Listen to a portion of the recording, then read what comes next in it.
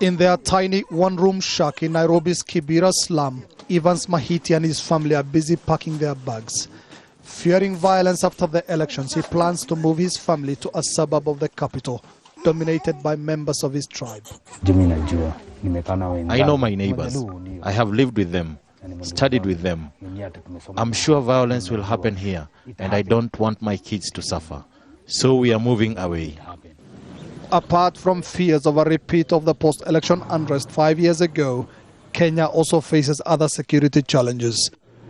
Kenya's role in the African Union's peace-building mission to Somalia has not only placed it on the front line of the so-called counter-terror operations, but also on the receiving end of reprisal attacks.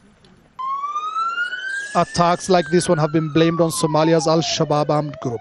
This is Isli, a popular shopping district in Nairobi, and the scene of a string of bombings and grenade attacks.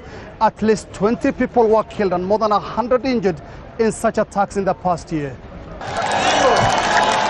YUSUF HASSAN, who represented Isli in the last parliament, was injured in one of the bombings in the suburb.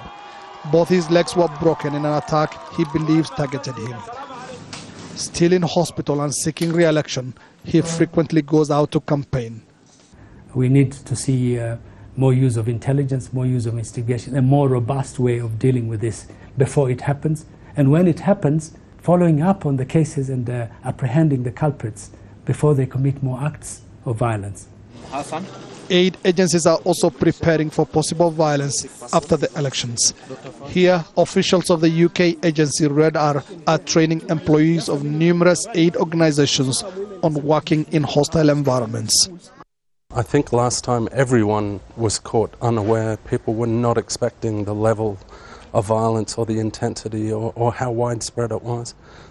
So this time, the NGOs, the government, I think everyone is preparing for the worst and hoping for the best.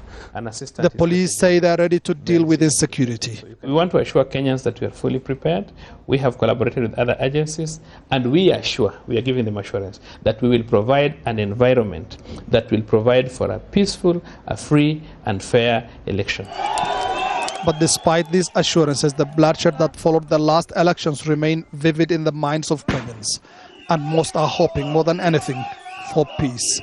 Mohammed, Adow, Jazeera, Nairobi, Kenya.